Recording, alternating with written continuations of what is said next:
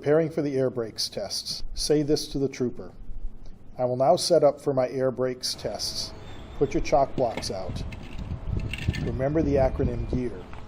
G, gauges.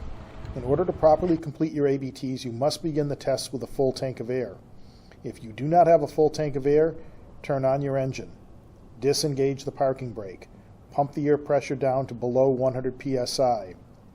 Re-engage your parking brake and allow the pressure to rise until a full tank of air is reached at about 125 psi. E, engine. Once you are ready to begin the first test, turn off your fast idle, then shut the bus down. A, air. Take the air out of the front doors. R, run. Turn the master control knob back to day run. I am now going to test the air tank leakage rate. I am going to release the parking brake, and after an initial drop of 5 to 15 psi, the pressure should not drop more than 2 psi in 1 minute. Start time.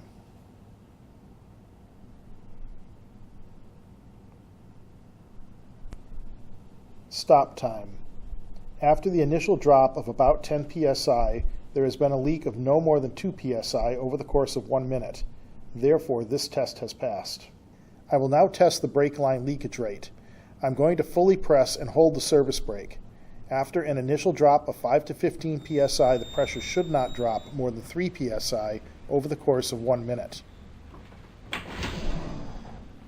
Start time.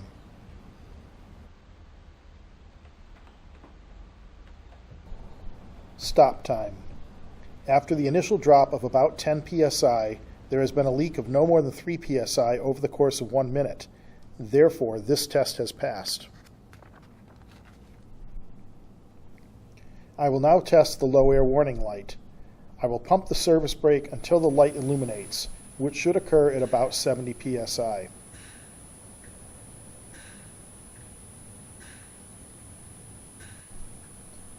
The low air warning light came on at 75 psi. Therefore, this test has passed. I will now test the auto spring brake engagement. I will continue to pump the service brake until the spring brakes engage. This should happen between 40 and 60 psi.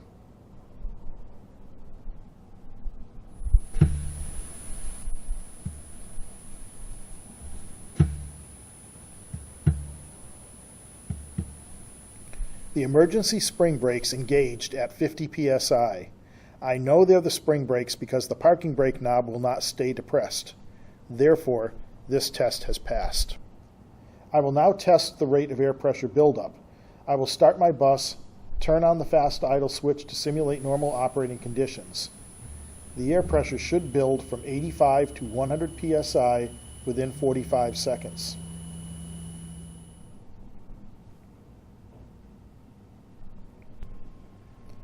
Start time.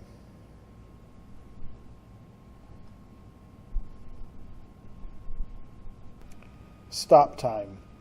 The air pressure has risen from 85 to 100 psi in 27 seconds, which is an adequate rate of buildup.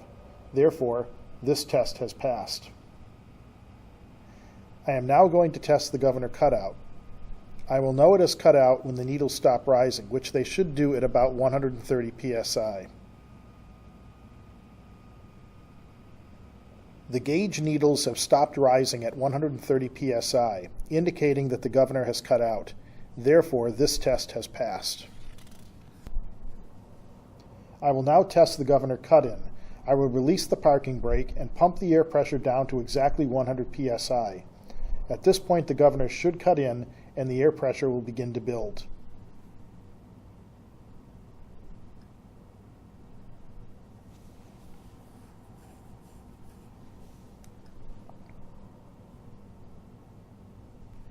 The needles have begun to rise again, indicating that the governor has cut back in.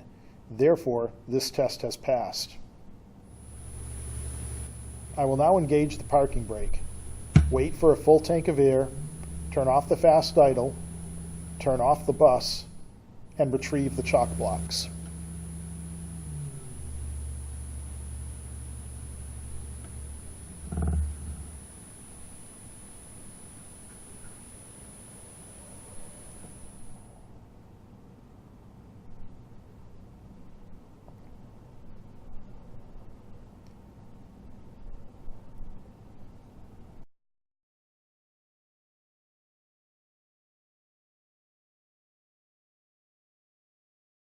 I will now test the parking brake. I am going to start the bus, release the parking brake, switch the transmission to drive, then re-engage the parking brake and try to drive against it. The bus should not move.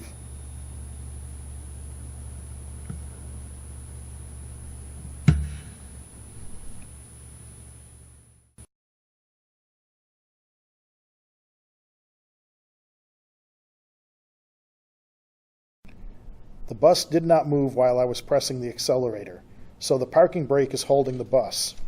Therefore, this test is passed.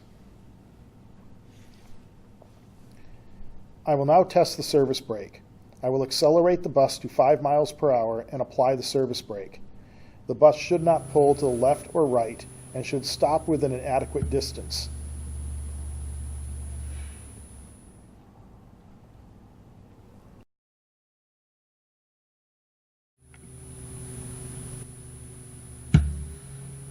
The bus stopped within an adequate distance and did not pull to the left or right.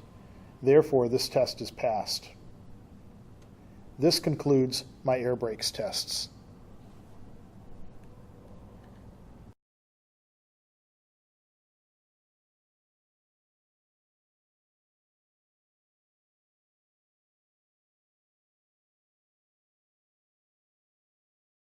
Don't do drugs, kid.